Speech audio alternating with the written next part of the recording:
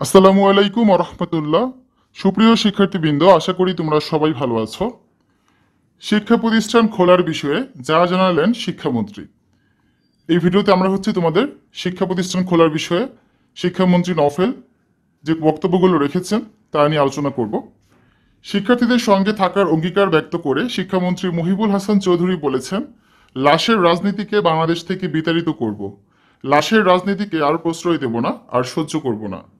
গতকাল বিকেলে কোটা সংস্কার আন্দোলনের সহিংসতায় নিহত বিউপি শিক্ষার্থী মীর মাহফুজুর রহমান মুগ্ধর উত্তরার বাসায় গিয়ে তার বাবা ও ভাইসহ পরিবারের সদস্যদের সান্ত্বনা ও সমবেদনা জানিয়ে ফেরার পথে সাংবাদিকদের মুখোমুখি হয়ে তিনি কথা বলেন। তিনি বলেন, চলমান উচ্চ মাধ্যমিক পরীক্ষাটা চালানো এখন অন্যতম লক্ষ্য। আমরা সকলের উদ্দেশ্যে বলতে চাই, শিক্ষার্থীদের নিরাপত্তার বিষয়টি খুবই গুরুত্বপূর্ণ। আমরা কি আবারও সেরকম একটা পরিস্থিতিতে পড়তে চাই যেখানে একটা সন্দেহ এসেছে বা প্রমাণও আছে ঢাকার বাইরে থেকে এসে বিভিন্ন ক্যাম্পাসে তাণ্ডব চালিয়েছে? ওইরকম পরিস্থিতি আবারও সৃষ্টি হোক, সেটা তো আমরা কেউই চাই না। সুতরাং শিক্ষার্থীদের নিরাপত্তার কথাটি ভেবে যারা জননিরাপত্তার বিষয়ে সংশ্লিষ্ট আছেন তাদের সঙ্গে আমরা কথা বলছি। মন্ত্রী আরও বলেন, আমরা অবশ্যই চাই অতি দ্রুত আবার শিক্ষা প্রতিষ্ঠানগুলো শিক্ষার্থীদের কলরবে মুখরিত হোক। সবাই যাতে সৌহার্দ্যপূর্ণ পরিবেশে সহাবস্থান করতে পারে সে বিষয়ে প্রতিষ্ঠান প্রধানদের সঙ্গে আলোচনা শুরু করেছি। এদিকে প্রাথমিক বিদ্যালয় খোলার সিদ্ধান্ত হতে পারে আজ। কোটা সংস্কার আন্দোলন কেন্দ্র করে উত্তপ্ত পরিস্থিতির পরিপ্রেক্ষিতে দেশের সকল সরকারি প্রাথমিক বিদ্যালয় অনির্দিষ্টকালের জন্য বন্ধ ঘোষণা করা হয়।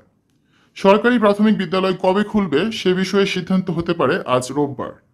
গতকাল শনিবার এ ব্যাপারে প্রাথমিক ও গণশিক্ষা সচিব ফরিদ আহমেদ বলেন, এ সপ্তাহের মধ্যে সরকারি প্রাথমিক বিদ্যালয় খুলে দেওয়ার চেষ্টা চলছে। বিদ্যালয় কবে খোলা হবে সে বিষয়ে চূড়ান্ত সিদ্ধান্ত নেওয়ার জন্য আজ এক সভা হবে। এ সভায় সিদ্ধান্ত নেওয়া হবে কবে থেকে প্রাথমিক বিদ্যালয় খুলবে। প্রসঙ্গত, গত 24 জুলাই প্রাথমিক ও গণশিক্ষা মন্ত্রণালয়ের জনসংযোগ কর্মকর্তা মাহবুবুর রহমান তুহিন জানান, শিক্ষার্থীদের নিরাপত্তার কথা বিবেচনা করে প্রাথমিক বিদ্যালয় অনির্দিষ্টকালের জন্য বন্ধ ঘোষণা করা হয়। এর আগে শিক্ষা মন্ত্রণালয়ের আওতাধীন মাধ্যমিক ও উচ্চ মাধ্যমিক পর্যায়ের সকল শিক্ষা প্রতিষ্ঠান, স্কুল, কলেজ, মাদ্রাসা ও কারিগরি প্রতিষ্ঠান এবং পলিটেকনিক ইনস্টিটিউটগুলোর শ্রেণী কার্যক্রম পরবর্তী নির্দেশ না দেওয়া পর্যন্ত বন্ধের ঘোষণা দেয় শিক্ষা মন্ত্রণালয়। শিক্ষা মন্ত্রণালয়ের ওই সংবাদ বিজ্ঞপ্তিতে বলা হয়, বিদ্যালয় ও কলেজগামী শিক্ষার্থীদের নিরাপত্তার বিষয়টি বিবেচনায় নিয়ে এই সিদ্ধান্ত নেওয়া হয়েছে। তো শিক্ষার্থীরা, এখনো নিশ্চিত করে বলা যাচ্ছে না যে কবে থেকে তোমাদের শিক্ষা প্রতিষ্ঠান খুলবে।